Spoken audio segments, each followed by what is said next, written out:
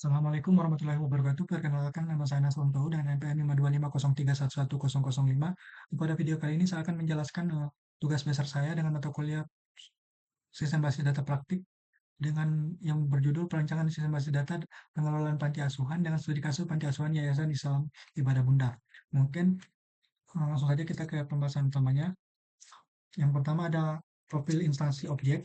Eh, Singkatnya, objek yang saya gunakan dalam tugas besar ini adalah Panti Asuhan Islam Yayasan Ibadah Bunda yang berlokasi di Kota Yogyakarta. Panti asuhan ini mengelola berbagai aktivitas seperti pendataan anak asuh, pengurus, donatur, donasi, kegiatan, inventaris, dan pengeluaran operasional. Karena banyak data yang harus dikelola, yang dibutuhkan sebuah sistem basis data agar penyimpanan dan pengelolaan data menjadi lebih terstruktur dan efisien. Lanjut untuk ada proses bisnis. Uh, untuk proses bisnisnya yang berjalan pada panti asuhan, lebih singkatnya dimulai dari pendataan anak asuh, peserta, peserta dan orang tuanya. Selanjutnya terdapat pengelolaan data pengurus, pengurus yang bertanggung jawab terhadap kegiatan operasional panti. Panti juga menerima bantuan dari donatur dalam bentuk donasi, kemudian dana tersebut digunakan untuk berbagai kebutuhan operasional yang dicatat sebagai pengeluaran. Selain itu, itu panti mengelola kegiatan harian dan inventaris yang dimiliki. Semua data tersebut nantinya digunakan untuk membuat laporan yang dibutuhkan oleh pihak yayasan. Lanjut, untuk data lapangan, eh, berdasarkan hasil observasi yang saya observasi, saya memperoleh beberapa kelompok kelompok data utama yang kemudian dijadikan identitas dalam basis data. Berikut data-data yang saya dapat di lapangan. Eh, entitas tersebut data-data tersebut lalu dibuat entitas tersebut yaitu anak asuh, orang tua, pengurus, donatur, donasi, pengeluaran, kegiatan, dan inventaris. Masing-masing entitas memiliki atribut yang berbeda sesuai kebutuhan. Sebagai contoh, di sini ada atribut anak.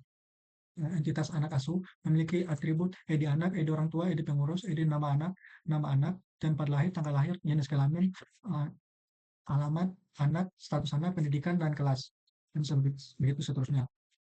Lalu kemudian di sini ada dokumentasi saya saat di lapangan bersama pemilik pantinya. Lalu kemudian masuk ke normalisasi. Yang pertama ada bentuk U normal.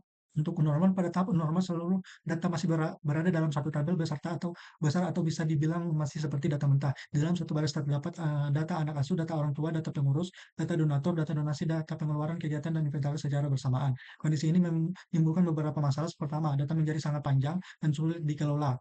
Kedua, banyak data yang berulang atau redundan, misalnya nama pengurus yang sama harus ditulis berulang kali. Ketiga, jika ada perubahan data, maka perubahan harus dilakukan di banyak tempat sehingga berpotensi menimbulkan inkonsistensi data karena diperlukan proses normalisasi. Karena ini diperlukan proses normalisasi. Kemudian satu NF, pada normalisasi bentuk satu NF ini, setiap kolom harus memiliki satu nilai atau bersifat atomik, artinya tidak boleh ada satu kolom yang berisi banyak data sekaligus. Pada tahap ini, data yang sebelumnya masih bercampur mulai dipisahkan menjadi kelompok-kelompok yang lebih jelas. Misalnya, data anak asuh dipisahkan dari pengurus, data donatur dipisahkan dari data inventaris, dan seterusnya. Dengan begitu, setiap atribut hanya menyimpan satu informasi yang spesifik. Lalu 2NF, setelah memenuhi 1NF, proses dilanjutkan ke 2NF. Pada tahap ini saya memisahkan atribut yang tidak bergantung langsung pada primary key. Contohnya data orang tua dipisahkan eh, ke tabel orang tua. Nah, ke tabel orang tua. Karena informasi seperti nama ayah dan nama ibu dan nomor telepon orang tua sebenarnya bergantung pada ID orang tua, bukan pada ID anak. Begitu juga data donatur, pengurus, kegiatan, inventaris, dan pengeluaran dipisahkan ke tabel masing-masing. Tujuannya agar tidak terjadi pengulangan data dan struktur data basis menjadi lebih efisien. Selanjutnya ada normalisasi bentuk ketiga atau 3NF. Pada tahap ini saya menghilangkan ketergantungan transitif, artinya setiap atribut non-key harus bergantung langsung pada primary key. Tabelnya sebagai contoh informasi jabatan. Informasi jabatan pengurus hanya disimpan pada tabel pengurus dan tidak disimpan lagi pada tabel lain. Dengan cara ini setiap data hanya disimpan satu kali sehingga mengurangi redundasi dan menjaga konsistensi data. Kemudian BCNF. Setelah capai 3NF. Struktur tabel saya periksa kembali menggunakan aturan BCNF. Hasilnya setiap determinan dalam tabel sudah merupakan kandidat key sehingga tidak ditemukan ketergantungan yang melanggar aturan BCNF. Dengan demikian, struktur database sudah lebih optimal dan siap digunakan. Lanjut untuk tabel ERD. Pada ERD ini terdapat beberapa entitas utama, yaitu anak asuh, orang tua, pengurus, donatur, donasi, pengeluaran, dan kegiatan, dan inventaris. Relasi yang terbentuk antara lain ada tabel orang tua. Ya, satu orang tua memiliki banyak anak, kemudian satu pengurus membina banyak anak, satu pengurus mencatat banyak pengeluaran, satu pengurus mengelola banyak kegiatan, satu pengurus banyak mengelola inventaris, kemudian satu pengurus banyak menerima donasi, dan terakhir ada satu donatur memberikan banyak donasi. ERD ini digunakan sebagai gambaran hubungan antara data sebelum diimplementasikan ke database. Lanjut, perencanaan model fisik basis data. Nah, setelah ERD, saya mengubahnya menjadi model fisik berupa tabel-tabel database. Setiap tabel memiliki primary key sebagai identitas untuk unik dan foreign key sebagai penghubung antar tabel. Contohnya untuk data donatur, ID donatur yang ada di tabel donatur berrelasi pada ID donatur yang ada pada tabel donasi, seperti itu. Dengan model fisik ini, hubungan antara data dapat diterapkan langsung pada sistem manajemen bisnis data.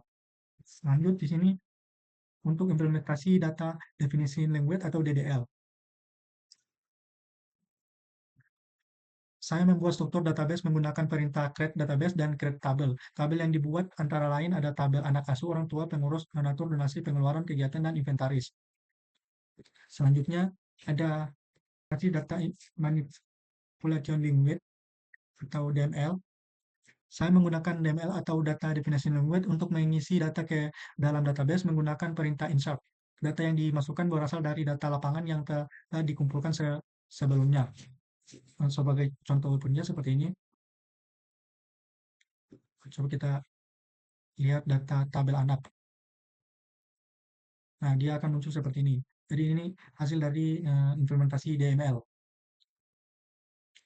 Selanjutnya, setelah membuat DDL dan DML, saya membuat juga query-query tambahan seperti view untuk menampilkan data donasi lengkap beserta donatur dan pengurus. Sebagai contoh, ini hasilnya seperti ini.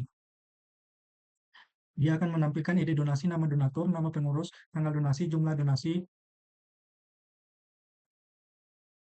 Nah, seperti ini. Lalu kemudian ada sort prosedur. Untuk sort prosedur ini saya buat berfungsi untuk menampilkan data anak asuh berdasarkan status anak, misalnya anak yatim piatu atau duafa. Kemudian cukup memasukkan status yang diinginkan dan sistem akan menampilkan data yang sesuai. Seperti ini. Nah, yang akan muncul data-data yang anak asuh yang statusnya yatim. Lalu setelah sort prosedur ada juga function itu menghitung jumlah anak asuh berdasarkan status. Ini function itu digunakan untuk menghitung jumlah anak asuh berdasarkan status. Di sini coba kita mencari jumlah anak asuh yang statusnya duafa. Nah, dia akan muncul status anak asuh yang statusnya duafa itu ada 18 orang. Lalu ada lanjut di sini ada trigger mencegah jumlah donasi kosong atau nol. Jadi trigger ini dibuat untuk mencegah jumlah donasi itu nol. Jadi kalau user menginputkan jumlah donasi nol, maka akan muncul seperti ini, jumlah donasi tidak boleh nol. Sebagai contoh kita jalankan ini, maka akan muncul pemberitahuan seperti ini, error COD 164, jumlah donasi tidak boleh nol, seperti itu. Kemudian ada subquery. Subquery itu menampilkan donatur yang memberikan donasi lebih besar dari rata-rata seluruh donasi.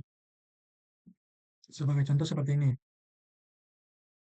Jadi dia akan menampilkan semua donatur yang memberikan donasi di atas rata-rata setiap donatur, setiap di atas di atas dari rata-rata seluruh donasi seperti itu. Jadi eh, itu dia penjelasan singkat dari tugas besar saya. Sebelumnya mohon maaf apabila ada kesalahan kata eh, atau penjelasan saya kurang jelas atau kecepatan. Saya mohon maaf. Sekian dari saya. Assalamualaikum warahmatullahi wabarakatuh.